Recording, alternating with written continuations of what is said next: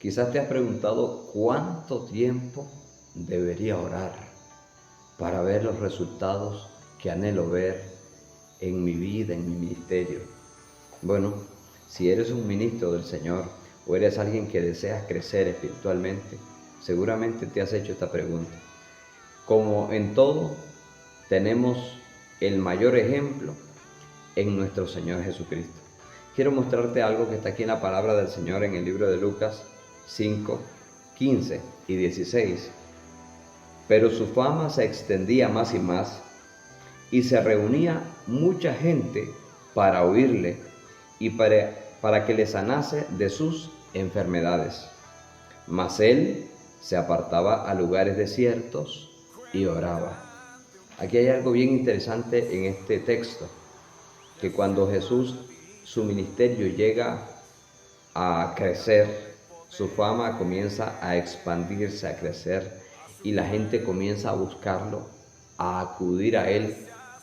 Él tenía sus tiempos de ministración. Cuando él terminaba su tiempo de ministración, se daba la vuelta y buscaba lugares solos, desiertos, y allí dedicaba tiempo a buscar a su Padre Celestial. En un momento, los discípulos no lo encontraban, entonces fueron a buscarlo y lo encontraron en oración. Después se ve que ellos le preguntan: Señor, enséñanos a orar, como también Juan enseñó a orar a sus discípulos. Y entonces ahí comienza Jesús enseñándoles a orar a través de los 7 pasos que están en el Padre Nuestro, que por cierto no te los voy a mencionar en este video, pero tal vez en otro video te los menciono. Los 7 pasos de la oración que Jesús le enseñó a los discípulos que debían llevar para orar. El Padre Nuestro no es para que usted rece como si fuese de la religión pagana, rezarlo de memoria a veces sin sentido y ni siquiera sabes exactamente lo que estás hablando cuando estás repitiendo estas palabras, sino que usted debe de seguir esos pasos. Pero sigamos aquí en lo que te estoy enseñando hoy en este día. Entonces, ¿cuánto tiempo debería orar? Dice que él dedicaba tiempo a irse a lugares desiertos y oraba. No estaba Jesús dispuesto a mantenerse con la multitud más tiempo del necesario, sino que lo que iba a él era a buscar en la presencia de Dios la dirección, el poder que su Padre le delegara para luego venir y hacer. Entonces así su ministerio tuvo gran fruto. Los apóstoles supieron que no iban a llegar a ser nunca como el Señor Jesús, sino se convertían en hombres de oración. Le preguntaron ellos: Señor, ¿cómo podemos orar? ¿Qué es lo que tenemos que hacer? ¿Qué es lo que tenemos que decir? Entonces Jesús accede y les da el secreto. Pero quiero enseñarte algo más que está aquí en Lucas 6:12. En Lucas capítulo 6, versículo 12 nos enseña algo más, está aquí cerquita. Dice así la palabra del Señor: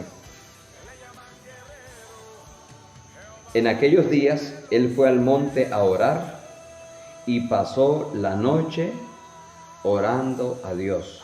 Oiga bien, en aquellos días él fue al monte a orar y pasó la noche orando a Dios. Posiblemente está refiriéndose al monte Getsemaní, donde Jesús acostumbraba a ir a orar. Así que nos dice aquí que pasó orando ¿cuánto tiempo? A ver, ¿cuánto dura la noche? De 6 de la tarde a 6 de la mañana es una noche.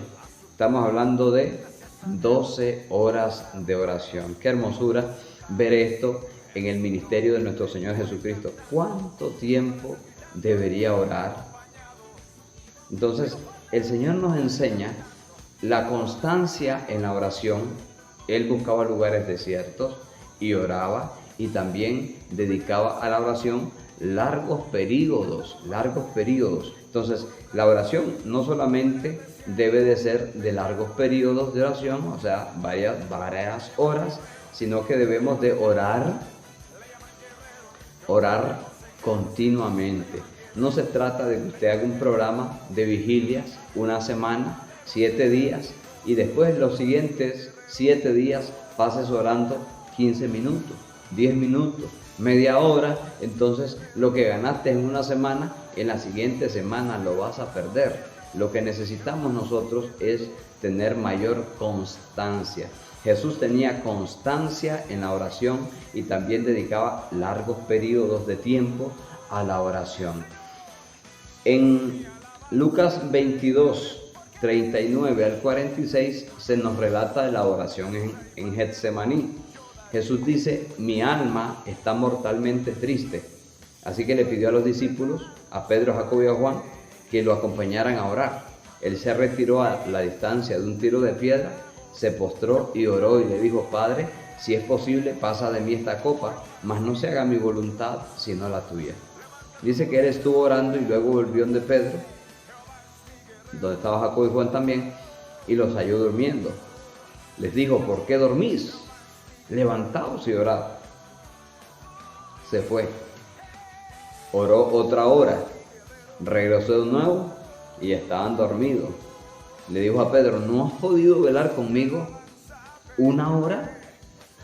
Así que se fue y oró la tercera vez.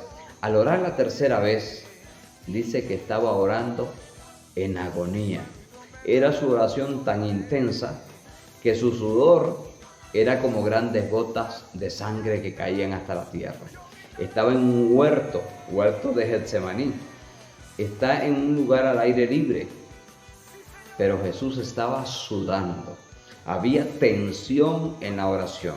No eran esas oraciones que los cristianos están ahí dormidos sobre una silla que tiene como reclinatorio o sobre el reclinatorio del altar, sino que Jesús estaba intensamente orando, llorando, clamando, gimiendo. Nosotros tenemos una gran ventaja. En el libro de Romanos se nos dice que el Espíritu nos ayuda en nuestra debilidad. Pues que hemos de pedir como conviene, no lo sabemos, pero el Espíritu ora en nosotros con gemidos indecibles. Así que si usted tiene el Espíritu de Dios, el Espíritu Santo le va a ayudar a intensificar la oración. Así que va a ser más fácil. Es más, se nos dice que nosotros debemos orar con el entendimiento y en el Espíritu, o sea, con gemidos y en lenguas también. En la primera de Tesalonicenses 5:17 se nos dice: orad sin cesar. O sea que nuestra oración debe ser constante, hoy, mañana, todos los días. Usted tiene, hermano, que sacar tiempo para orar. No se trata de que usted cumpla solamente los programas que se hacen dentro de la iglesia. Usted puede estar metido en una de las iglesias donde hay tantos programas espirituales. He visto, y bueno, gracias a Dios por los pastores que hacen grandes programas, las directivas hacen programas, continuamente hay programas dentro de la iglesia, pero nosotros no podemos depender solamente de esos programas. Nosotros necesitamos tener regularmente nuestros propios programas personales. Si usted quiere crecer espiritualmente, no puede depender solamente del programa de su iglesia, de los programas que acuerda el pastor con el concilio o los organismos que hay dentro de la iglesia. Usted necesita tener programas personales. La Biblia nos dice en Daniel 6:10 que Daniel oraba 3 veces al día. ¿Cuánto tiempo oraba cada vez que oraba? El salmista también nos dice algo semejante. En el Salmo 55:17 nos dice: tarde y mañana y a mediodía. Tarde y mañana y a mediodía. O sea, en la mañana, mediodía y en la tarde, que ese es el orden. Oraré y clamaré, y Jehová oirá mi voz. Allí había esta oración constante semejante a la práctica de Daniel. Ahora yo te pregunto, ¿cuál es tu práctica de oración? ¿Cuánto tiempo dedicas tú a la oración? ¿Haces periodos de oración durante el día? ¿Para qué oras tanto? ¿Y qué es lo que vas a mencionar tanto? ¿Qué es lo que vas a decir tanto en la oración? Hay tantas cosas que pedir. Hay que orar por las almas. Hay que orar por los ministros, por los ministerios que están ministrando las iglesias. Hay que orar por los organismos. Hay que orar por los hermanos por nombre. Hay que orar por las necesidades de cada hermano. Hay tanta gente enferma, hay tanta gente endemoniada, oprimida por el diablo. Hay tantas necesidades en el mundo y tú no tienes por qué orar. Tus propias necesidades no te inspiran a pedirle a Dios.